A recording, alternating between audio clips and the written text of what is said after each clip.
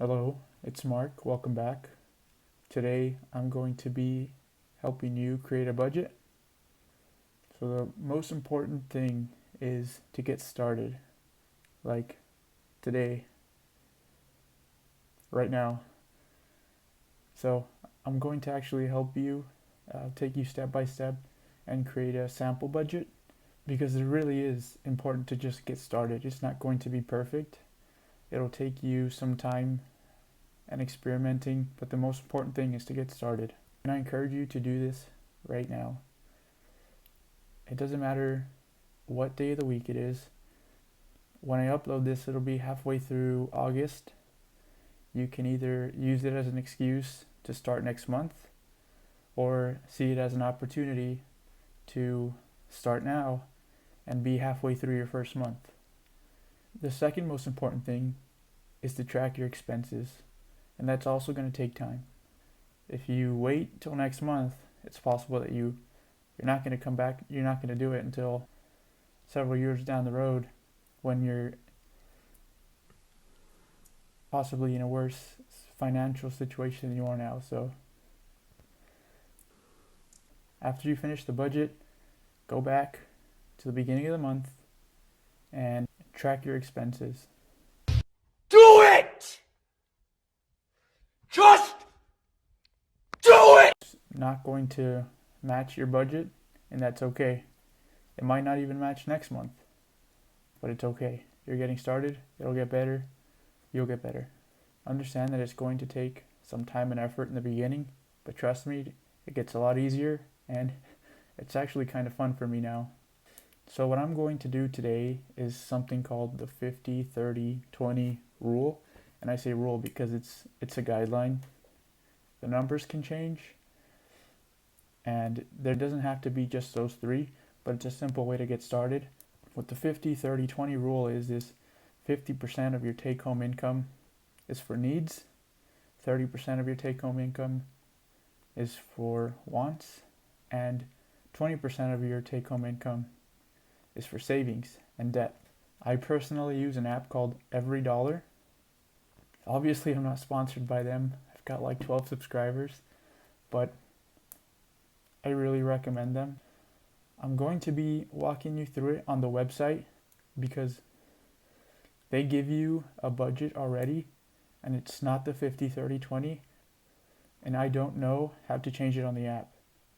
And it's really easy to change it on the website. So grab your laptop and let's get to it. You're going to go to everydollar.com and then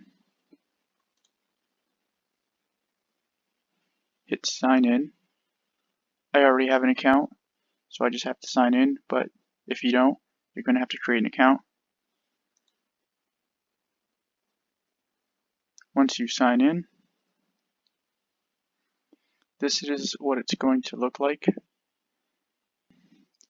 I had already made an August 2020 budget, but I guess while I was setting up to make this video, it got deleted. Hopefully I can get that back, but I'm going to go to September just so if I can get it back, I don't mess with it, but select whatever month you're in, and then this is what you're going to see. You've got all these categories that are already built in, and I don't like them, so we're going to actually delete all of them. Delete.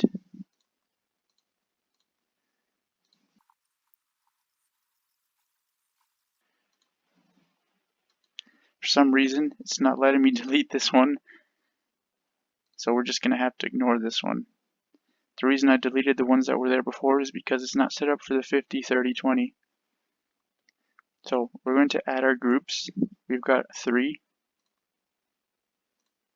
Please ignore this one. I'm going to put it to the bottom.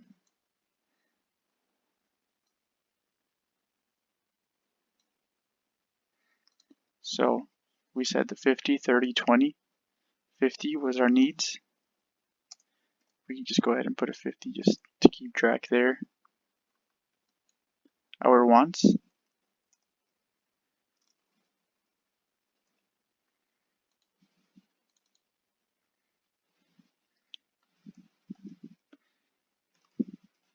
This is going to be savings. slash debt. That was going to be 20%. And remember, it doesn't have to be 50, 30, 20. It doesn't have to be needs, wants, savings, debt, but it's a good way to get started. So of course, everyone's needs are different. We've all got different situations. But I'm going to put some example ones here. So just hit add item, and you can put something here like rent. Add another item. Let's say groceries. Add another item, gas, internet.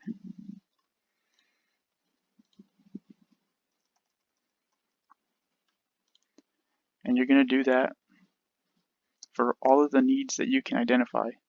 Remember, it's not going to be perfect. You're going to adjust it once you get more experience with it, but you're getting started, and that's what's important. Do the same thing for the want. So things like eating out, supplements, clothing. As you saw in the beginning, there was a charity option. You can put that wherever. I'm going to put it here in the wants. And of course, you do that for all of the wants you can identify. Same thing for savings and debt. This one, you might have student loans. This one is really important, emergency fund. For this one, it's recommended that you have 3 to 6 months of expenses. If you don't already have one, you should really focus on getting this to at least 3 months. And you can go from there. Like I said, and I'm going to stress this a lot, the important part for really anything is just getting started. Another thing that could be in here is credit card debt.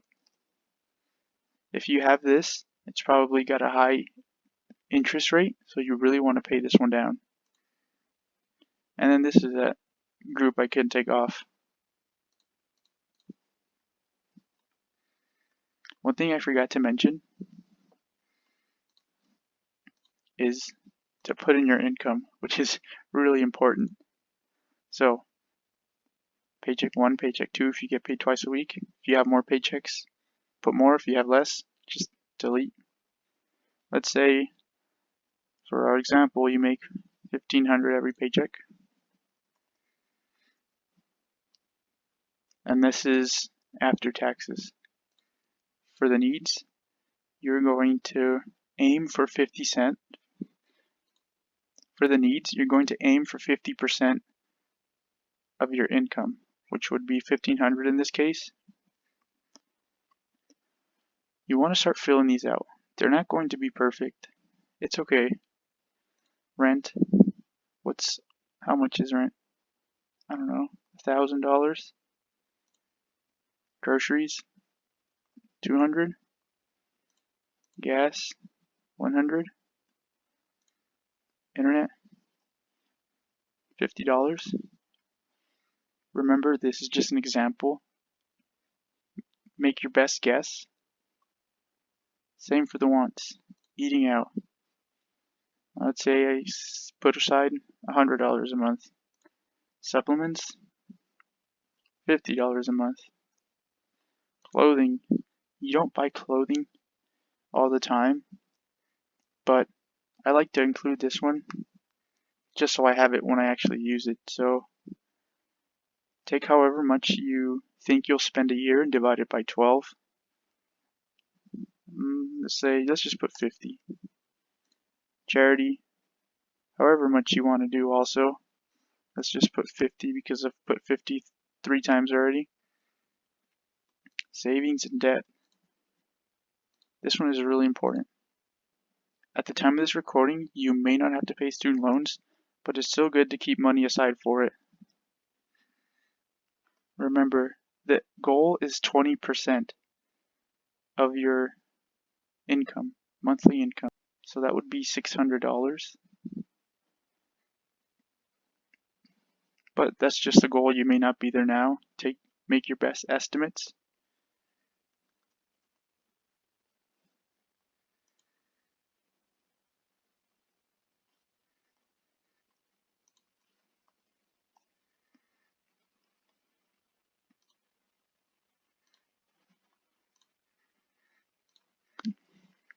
Now let's go through an example of how you input an expense. So let's say you go through your bank app or wherever you're going to, or however you're going to track your expenses, and you saw that you paid rent, right? So you just click rent, you add new. So you paid $1,000 for rent. We're doing our September budget, so let's say you paid September 1st. You can change this or you can leave it. I'll do an example of when you would change it. And you can add notes here at the bottom if you click more options. So rent September 2020. Then you go to track expense. And there it shows how much you've spent. You could actually change it by clicking this. You can click, it can show you how much is remaining, so how much you've got left. But I like to have it unspent. Let's do an example for groceries. Let's say you're going through your expenses and you notice that you took a trip to Kroger or H-E-B. The total was $43.89. Let's say it was on the 9th of September or whatever date you went. You'll see why it's useful to keep track of the date with experience. Basically, if you go some days without tracking, let's say you track on a Monday and then you don't track again until that weekend, that Saturday, and if you had been putting the dates correctly, you can see where you left off, and it just makes things easier. So update this when you can. This, you can change it to H-E-B or Kroger, wherever you go shopping. And actually, let me show you how to add a split. Let me show you what this is. Let's say on your trip to H-E-B, you saw a really cool pre-workout. You probably didn't because it was H-E-B, but let's say you did. So add a split. You can actually split it into different sections. So let's say the pre-workout was $20 and the groceries were $23.89 because that's how much you've got remaining. Now you've got zero remaining, and it's really cool that you could split things like that. It just makes things easier, and you can add more splits too. Of course, you can add some notes.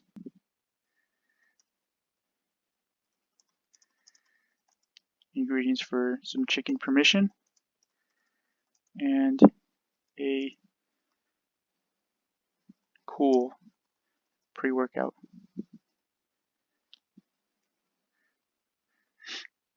And then you track that expense.